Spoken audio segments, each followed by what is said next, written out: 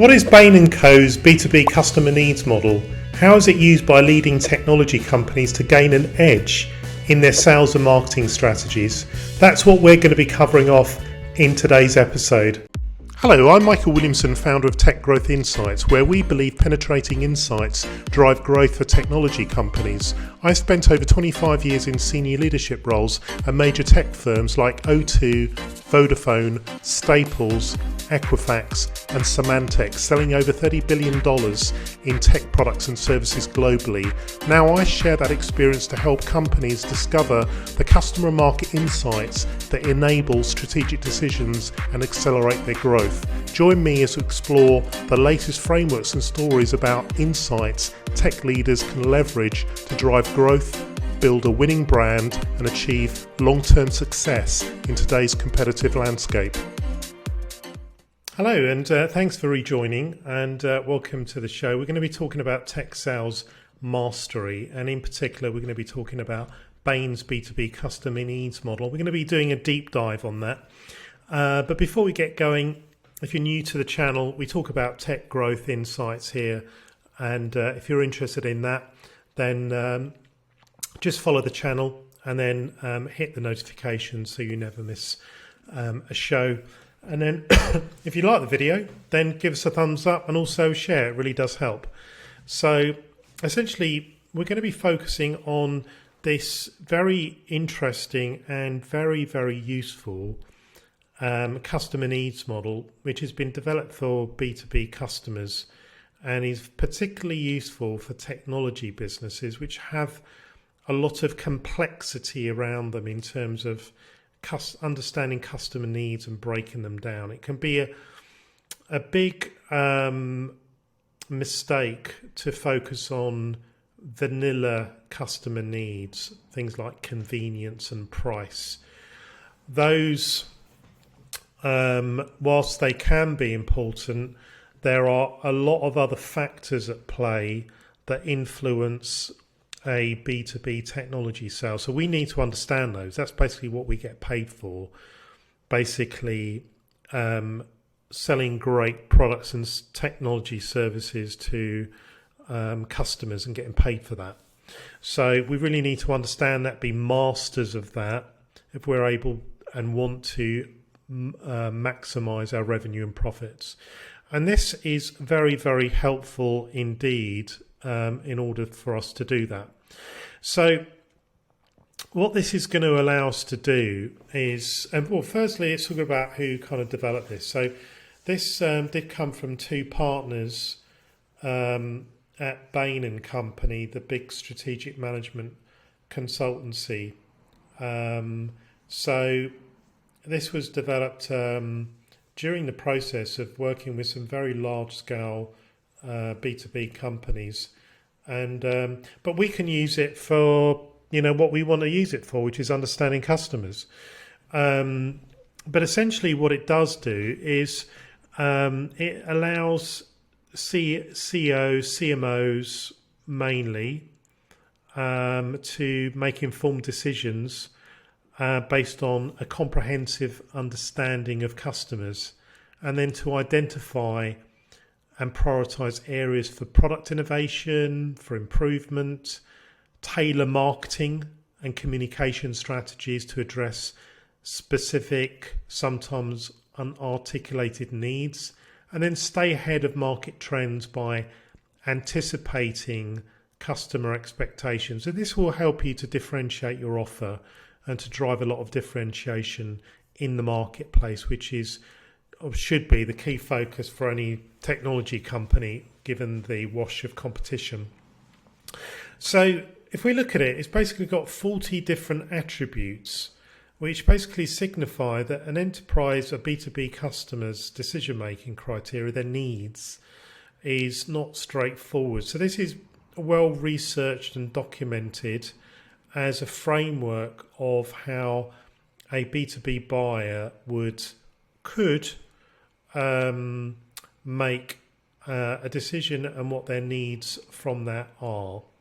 So if we look at the bottom layer, table stakes, so that's just, you just need to do that just to be in the game. If you don't do that, then you're not really in the market as a contender. So this is meeting specifications, ensuring your product or service checks all the basic boxes that customer will consider as a prerequisite, have an acceptable price in line with market expectations for the value provided, be compliant to any regulatory frameworks, and then have ethical standards for sustaining long-term customer relationships. So those are the kind of base layers of the model and commonly accepted in technology companies.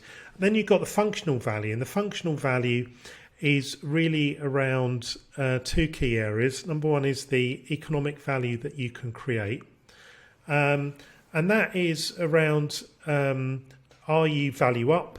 Are you cost out? What do you do in terms of driving the economic performance of your customer? And understanding that clearly, are you driving revenue up? Are you taking cost out? Those are two of the most important ones there. There are others, of course, but focusing on that economic value. And that's where the business case is going to be essentially created.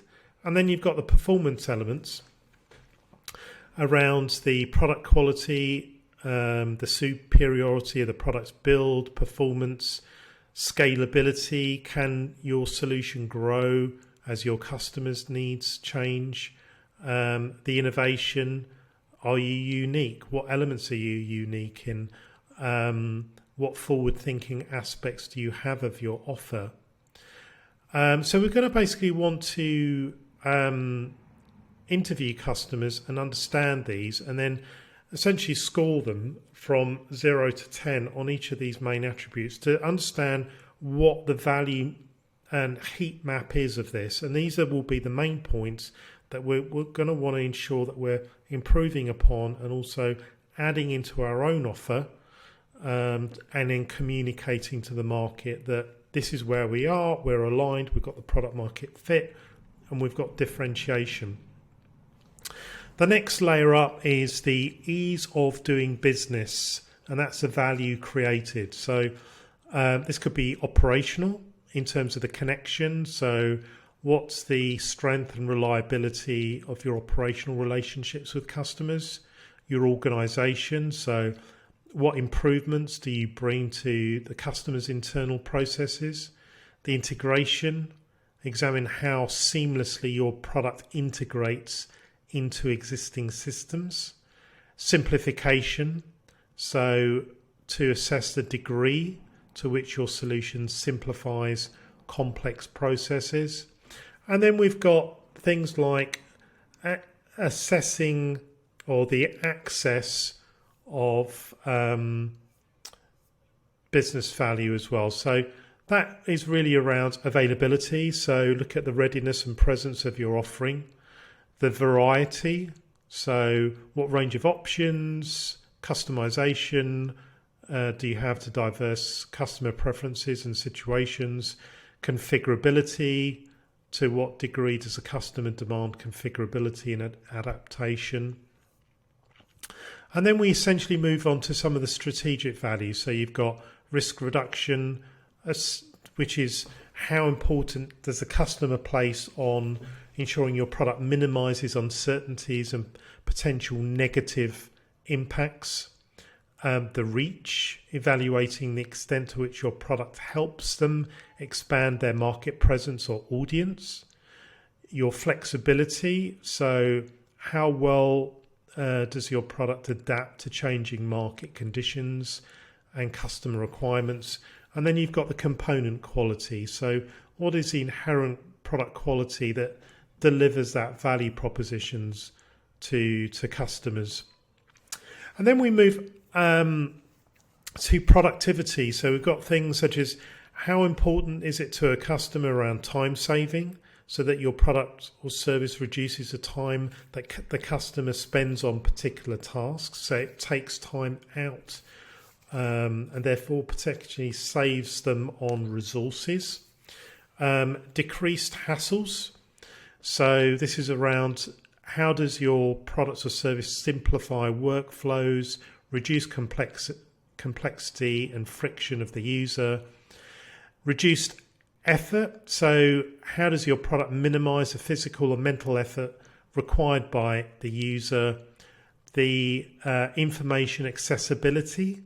So to what degree does your product provide critical information efficiently and effectively? And then transparency. So is your product essentially promoting clear and open communications and process visibility, which is sometimes has a premium for certain B2B customers. And then we raise up a level. So this is kind of similar to Maslow's hierarchy of needs from a consumer perspective, but this is really focused on those elements around B2B.